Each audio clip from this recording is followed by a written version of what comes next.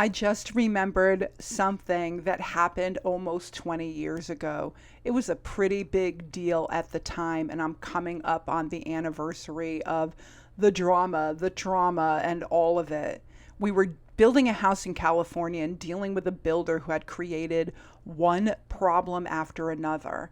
And I was trying to manage all of it, the paperwork and, you know, the bank and the subcontractors and everything going on, the suppliers. It was a mess. It was a nightmare. So, in the middle of all of it, my husband at the time was standing outside one day looking at the clouds in complete wonder and actually said to me, hey, look at the clouds. And at the time, I thought I was the one paying attention to what mattered. He has been gone. My husband, my late husband, has been gone for 6 years now. And these days, I'm the one who looks up at the clouds. And that is what we are going to be talking about today on Infinite You.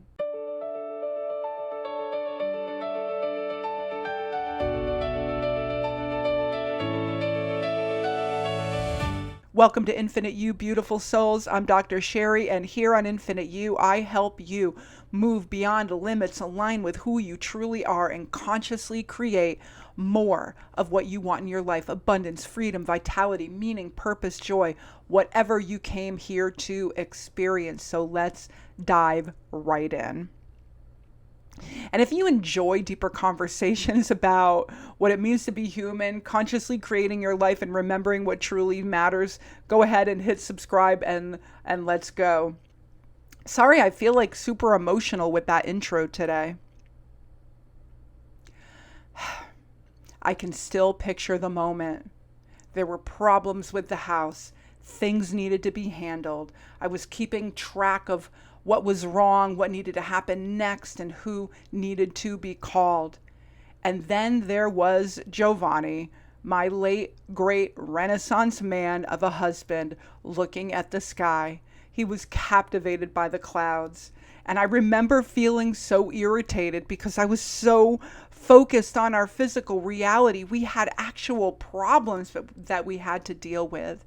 And like I said, I was dealing with this builder who had made beyond a mess of things, and it did not feel like the moment to admire the atmosphere. I thought I was being responsible, and I was. I definitely was. I held it all together.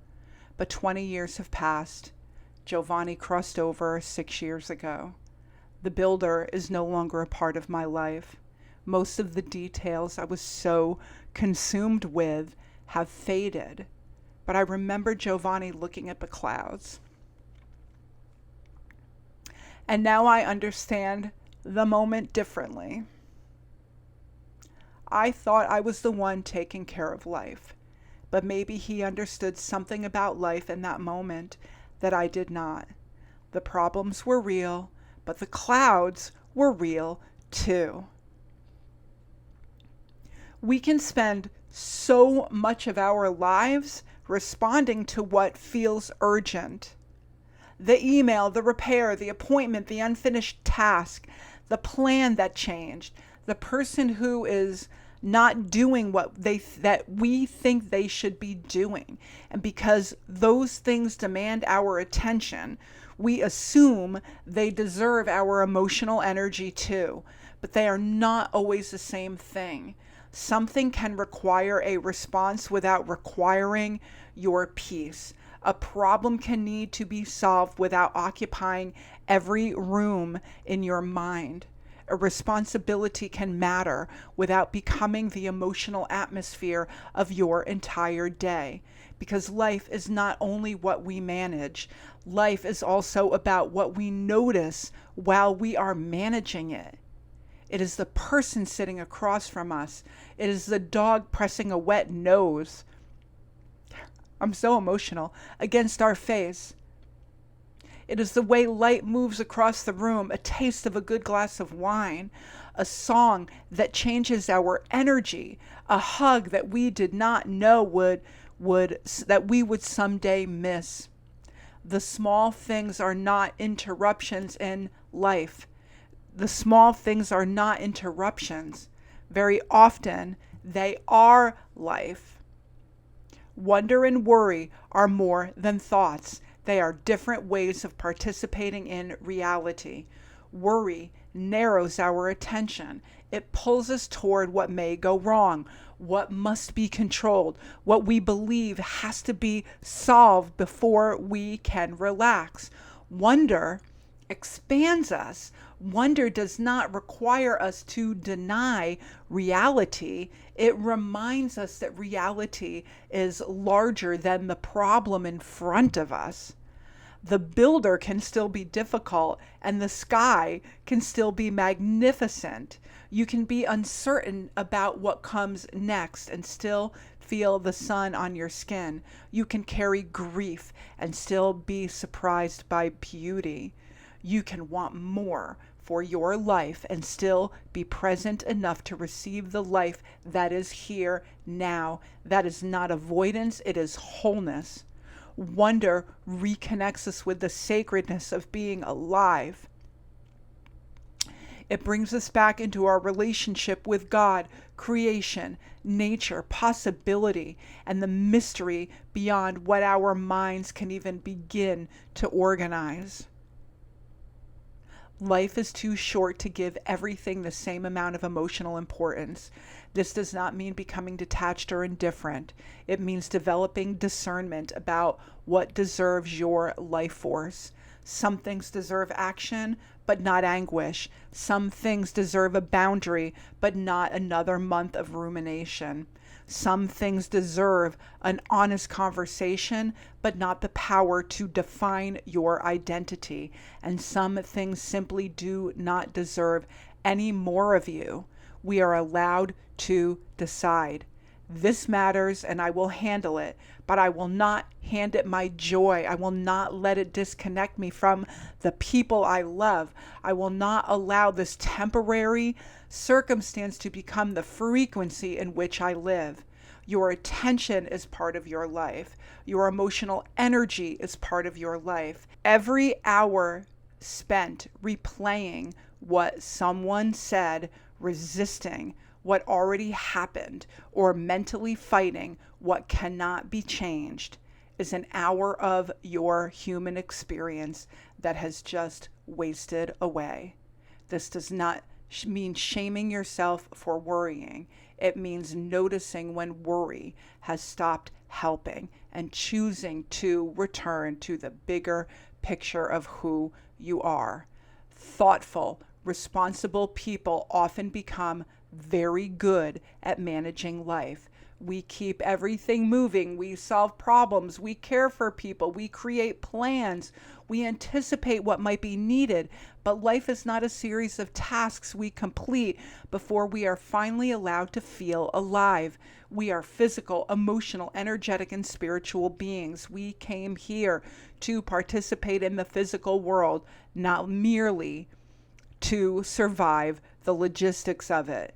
And I think that when it is time for us to go home, we may be surprised by what we miss, the physicality of it, the hugs, the laughter, the warmth of another person's hand, the smell of rain, a corgi kiss, sunsets, the food that we love, the music that made us feel something, the clouds. These moments look small while they are happening, but when we look back, they may be the moments that held everything. So yes, create the business, make the money, build the home, heal the body, pursue the purpose, ask for more. I believe we are here to create, but do not become so consumed with creating your future that you stop inhabiting your life this moment. The life you want is not only a destination. I know it sounds cliche. It is so true. It is the journey. It is also the quality of presence that you bring to this moment. There's a kind of urgency that comes from believing everything depends on us. If we do not solve it now, plan perfectly, or control the next step, perhaps life will fall apart. But we are not creating alone. We participate, we choose, We act, we listen, and there is also a larger intelligence at work. You may call it God, divine timing, consciousness, the universe or field of possibility, or even the quantum field. I believe we are held inside something larger than our individual schedules. We experience time here as hours, years, beginnings, and endings. But one moment of love can remain alive within us for decades. Giovanni looking at the clouds only lasted a few minutes, and yet here it is, almost 20 years later, still teaching me. Maybe we do not need to move through life as though every moment is a race against time. Maybe we need to become available to what time is trying to give us. Wonder does not have to be dramatic. You do not have to travel somewhere beautiful or wait for life to become easier. Pause for 10 seconds and notice what is in front of you. Look at the sky. Feel your body breathing. Notice the person you love. Listen to the sounds around you. Let yourself become curious again and ask, what am I missing because I am so focused on managing? Does this problem need my action, or has it also taken possession of my energy? What is sacred in this moment? What will I wish that I had noticed? What will I wish that I had noticed? And then return. Not because the responsibilities disappeared, because you remembered that responsibility is not the whole of reality. I sometimes wish I could return to that day.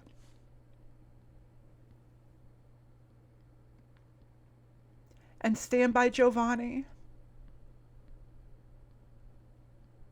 I would still be dealing with the builder. I would still be making the calls and handle what needed to be handled. But I would also look up. And I would let him show me the clouds. And maybe that is one of the gifts of remembering. We cannot return to every moment we rush through. But we can allow what we now understand to change the way we live this moment. So wonder, not worry, not because there's nothing to worry about, but because there's always more here than the worry allows you to see. The small things are not small. The moment in front of you is not disposable, and nothing is so pressing that you should forget that you are alive. And so if this conversation resonated with you, go ahead, hit subscribe, hit like, and definitely comment. Are you living in the moment? I will put a link down below for my free newsletter, and I will also put the link down below for my quantum identity playbook, and I will see you all next time. Beautiful souls. Have a beautiful day, morning, afternoon, wherever you are in the world. Namaste. Thank you for being with me.